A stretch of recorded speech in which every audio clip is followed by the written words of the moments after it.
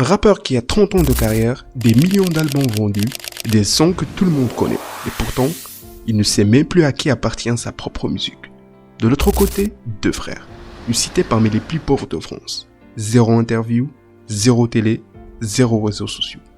Et chaque euro de leur musique, directement dans leur poche.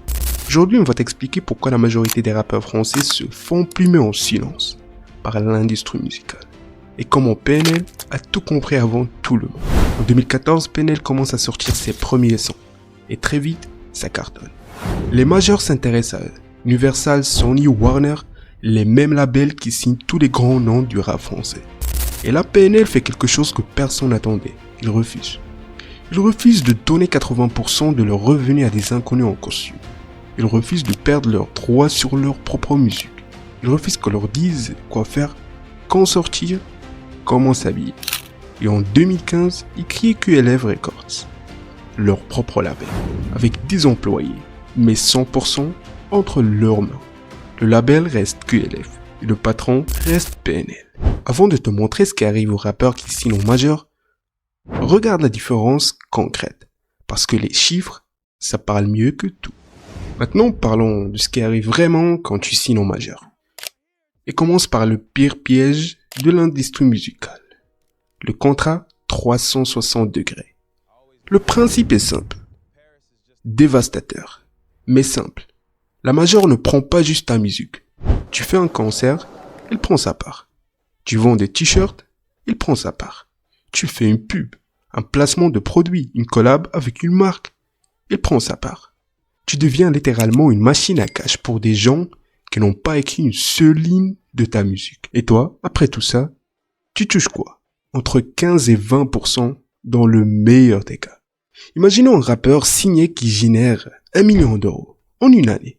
Streams, concerts, merch, placement avec un contrat 360 degrés en majeur. Il touche au mieux 150 000 euros à 200 000 euros. Le reste part au label. PNL va toucher environ 850 000 euros directement chez eux. Mais il y a quelque chose d'encore plus grave que perdre de l'argent. C'est perdre la propriété de ta propre musique, pour toujours. Quand tu signes un contrat d'artiste avec une majeure, il récupère les droits masters de tes enregistrements. Même si demain tu quittes le label, même si vous séparez en mauvais termes, même dans 30 ans, ces sons ne t'appartiennent plus. Et voilà ce que ça donne dans la vraie vie. Rof, un des plus grands rappeurs français. 30 ans de carrière. Le Code de l'honneur. Son album de 1989. Considéré comme un classique absolu du rap français. Eh bien, ce classique a été retiré des plateformes de streaming pendant des années. À cause de conflits sur les droits avec son ancien label. Les fans ne pouvaient plus écouter cet album et Rof ne pouvait rien faire. C'était plus sa musique légalement. Ce qui dit la loi des contrats d'artistes. Une fois le contrat signé, la majeure possède des droits masters. Elle est propriétaire des enregistrements sonores. Et ce même, s'il y a une rupture de contrat, l'artiste peut partir. Sa musique, elle reste au label. PNL possède 100% de leurs masters. Personne ne peut retirer leurs albums. Personne ne peut bloquer leur catalogue. Dans 10 ans, dans 30 ans, chaque écoute leur appartient. Et Rof, c'est pas un cas isolé. Le rap français est rempli de ce qu'on appelle des albums perdus.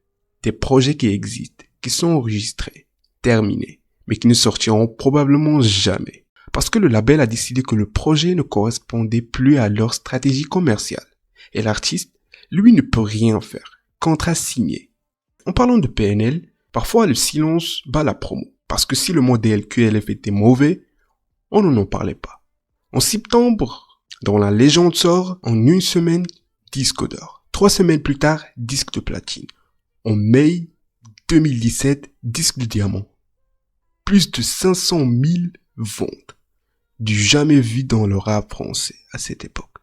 L'album dépasse finalement les 800 000 ventes. Et en 2018, le single à l'ammoniaque bat le record du plus grand nombre d'écoutes Spotify en une semaine en France. Et en 2019, deux frères explosent directement numéro 1 des ventes. Et tout ça sans une seule interview, sans un seul passage télé, sans une seule story Instagram. Alors voilà ce que tu dois retenir dans cette vidéo. D'un côté, t'as des rappeurs avec 20 ou 30 ans de carrière qui ne savent plus à qui appartient leur propre musique, qui se font boycotter par leur propre label, qui voient leurs albums disparaître. D'un côté, t'as des rappeurs avec 20 ou 30 ans de carrière qui ne savent plus à qui appartient leur propre musique, qui se font boycotter par leur propre label, qui voient leurs albums disparaître des plateformes sans rien pouvoir faire, des artistes qui ont tout donné à une industrie qu'ils a traités comme des produits, et de l'autre côté, PNL, deux frères, un label fondé avec presque rien, aucune majeure, aucune interview, aucune permission demandée. Un empire construit dans le silence. PNL n'a pas juste changé le son du rap français, ils ont changé les règles du jeu.